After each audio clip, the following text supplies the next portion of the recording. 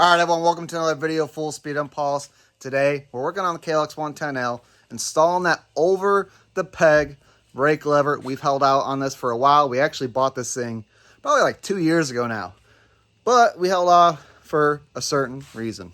As we do a lot of trail riding, and it's really rough on the drum brakes because we're constantly going through water, mud, grime, and somehow it just always works its way in there. It always seems like we're going through brake pads a little bit more than probably the average person. That being said, when we're on the trails and we're starting to lose a little bit of our pedal, when it's under the peg like that, it's not really so much of a big deal for us because we just push down a little further and it gets the job done for the time being.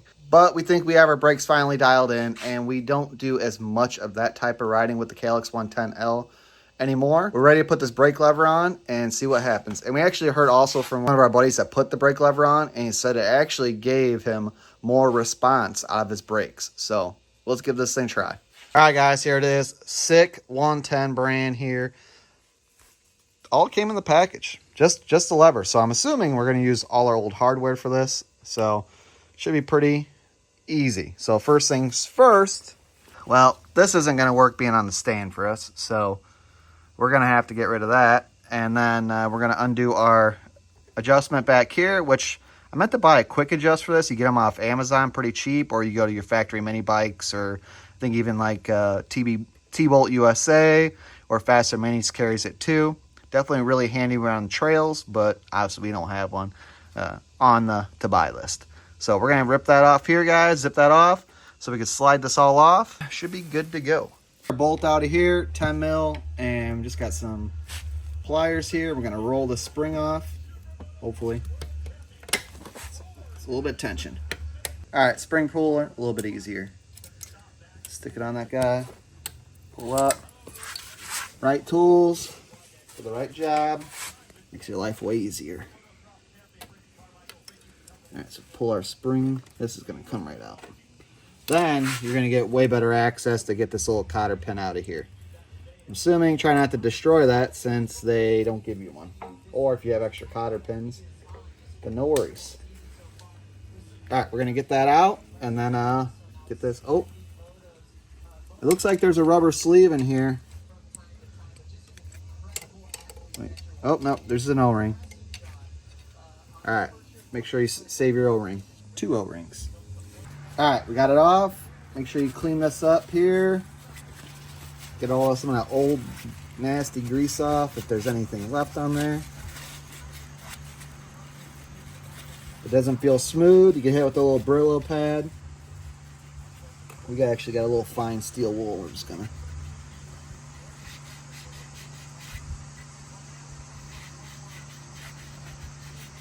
sure that's nice and smooth. Clean it one more time. And hit it with a little Bell Ray waterproof grease. If you guys don't have a tub of this, highly recommend it. It's great for everything you work on, guys. I'm gonna put that on there. Just like that. Clean your hands with your wipe. Got your lever. And does not look like, looks like you use the O-ring on the outside, but not the inside. I'm going to slide that on there just because it's no harm. All right, so it's going to go on this side of the Kickstarter. You'll notice that pretty quick, but you might have to take the Kickstarter off to get it at that angle, because it doesn't look like you're going to be able to do it until you take that Kickstarter off. So, we'll be back. All right, put this on here, slide our pin in. It's in. Get your little baby washer. It goes on there like that. I don't know if my fingers are small enough to make it through there. Might have to take it back off again. All right, we're going to take that back off, get our pin through, bend it up, and then we'll be on to the next part. All right, so this thing's been tweaked a couple times to fit probably between hitting rocks and then getting this new swing arm, so we're going to have to bend it again. And it looks like that's going to be pretty good for us. So we'll put it back in here. Remember, you got this guy right here. It's gonna go in, and just like that. And then you're gonna put your nut back on. Oh, see? I was testing you guys. You obviously put your spring on. And then, it's too easy. That's why I didn't. It wasn't right. Okay, now, hold that.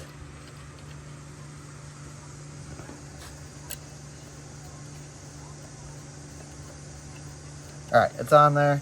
Take your spring. Looks like it's about the same. I'm gonna put that through your little spot on your brake lever.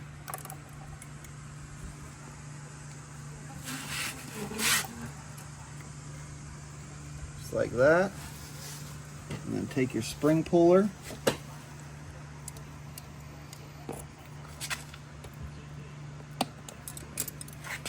And she's on.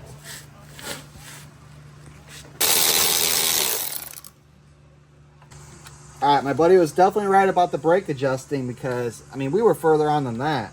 And that sucker is tight. Yeah. That seems like it's pretty good right there.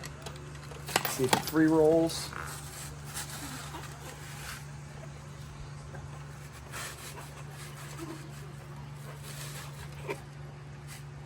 Seems good. All right, so it does look like you're gonna have to do a different position on your Kickstarter because you can't go up here because it's thick. So, and it touches a smudge there, but if you go back,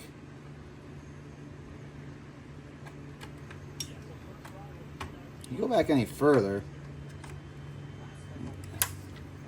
that's just it's kind of crazy.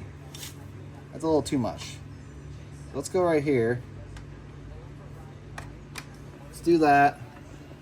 See if we get it to start.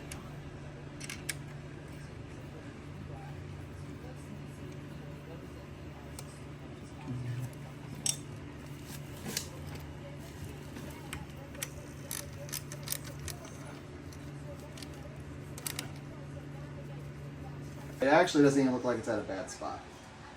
Ugh, just don't want to bust my toes. Alright. That's our brake lever on this thing. That's good. Looks pretty good.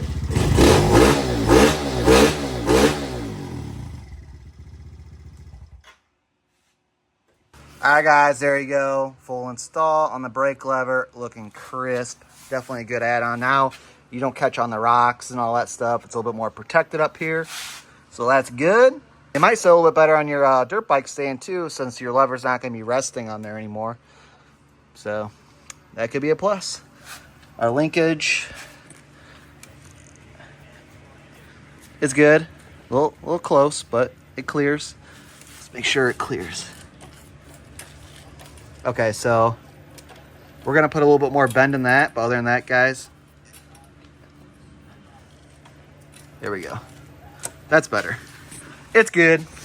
Hey guys, so that's it for today's video. If you're not following, make sure you guys do follow because we got this sweet 1987 saying Suzuki because it's got a yellow tank on it. This is our YZ 125 build that we're doing from the frame up. We got this thing running already. We got a couple of videos out on this thing. Check it out. It's gonna be some good stuff. Got all brand new plastics, exhaust, bunch of little knickknacks. It's definitely gonna be a fun build. So you know the deal. I appreciate you, and until next time, we'll see you later.